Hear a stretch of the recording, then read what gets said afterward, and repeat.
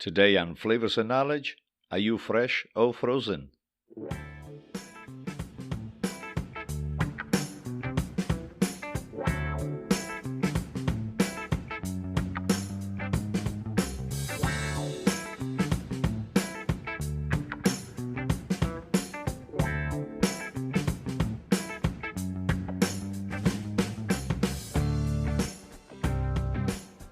Welcome back, dear listeners. This is Chef Walter, and the title might be a little bit deceiving, but I think we can make this a little bit clear as we go a little bit further into this podcast. In my cooking school, I'm often asked what I think about frozen fruit and produce.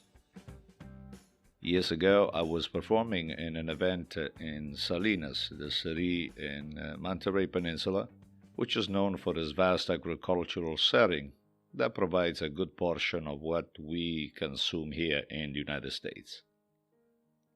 Just to give you a spectrum, 61% of leaf lettuce, 57% of celery, 48% of broccoli, 38% of spinach, cauliflower, strawberries, and much more, and lastly, 3.6% of wine grapes. The Salinas Valley actually feeds this nation. Dennis Donahue, the then mayor of the city, took me on a tour of 3 growers and different packers company, and one of them processed just broccoli. I'm not going to mention the brand out of fairness, but I know that you may have one of those little packs in your freezer.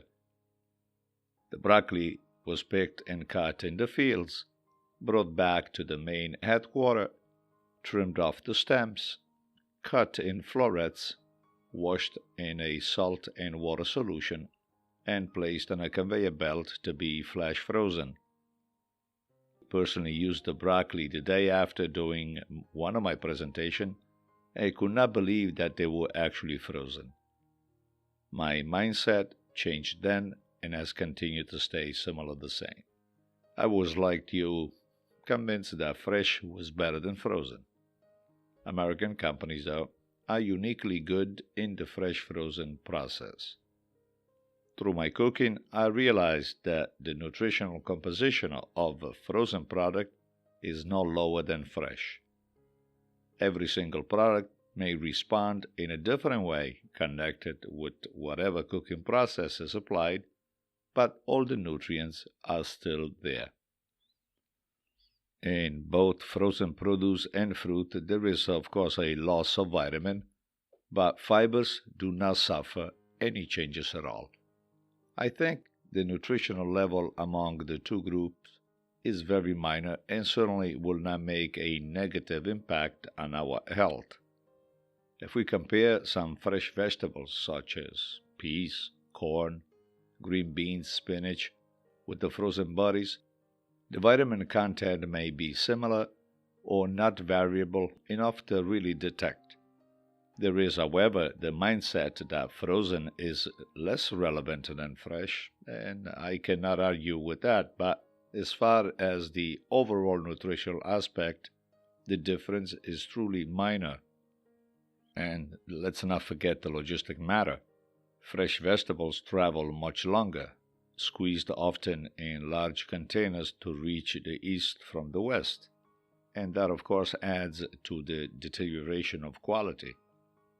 If you think that a box of apples from Washington State has to travel 3,000 miles before it gets to rest on one of the Eastern Shore's Whole Foods here, and very expensive basket, I must say, they are picked unripe, suffocated by ethylene gas in travel chambers. The apples continue ripening. And by the way, that process goes back to the Egyptian who used the method to ripen figs. Then, the stores keep the apples for another week. And they certainly don't want ripe apples when they arrive because it would not make financial sense for them. But getting back to the frozen stuff, keep in mind the luxury of having something at hand at any time with a good color and flavor still there and visible, especially in winter months or when the markets are crazy busy. That may not be such a bad idea after all. My take on all of this is to eat as much fruit and vegetable as you can, whether fresh or frozen, but don't be intimidated by the frozen product. Always look for products with a IQF or individually quick frozen. Buy local, of course, whenever possible, but just keep in mind that those zucchini at your nearest farm stand may not be from the backyard. Not always. And that is all for this episode about fresh or frozen. At the end, of course, you decide. Everything is subjective to your taste, but as far as nutritional value aspect, there is really not much difference between the fresh and the frozen, at least from my point of view. Subscribe to this podcast, which is offered at every one of your preferred platforms. If you have a chance, also, I'm suggesting that you stop in YouTube and take a look at our video cast, which is called The News You Can Eat 24. If you like few good recipes, my blog is always available, chefwaltersfinefoods.com/blog. Thanks for listening, and if you're cooking tonight, always keep your eyes on the fire, and we'll reconnect on the next time. Ciao, ciao.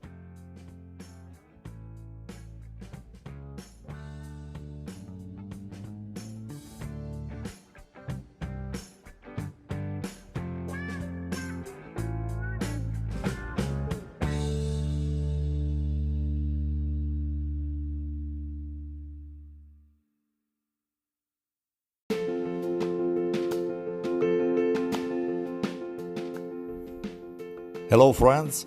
Please consider supporting my Flavors and Knowledge podcast. Donated proceeds are applied to absorb the cost of cooking classes and health education for children. Help a child affected with diabetes with a donation toward the proper management of the condition through Food First. This message is brought to you by Chef Walter's Children Diabetes Foundation.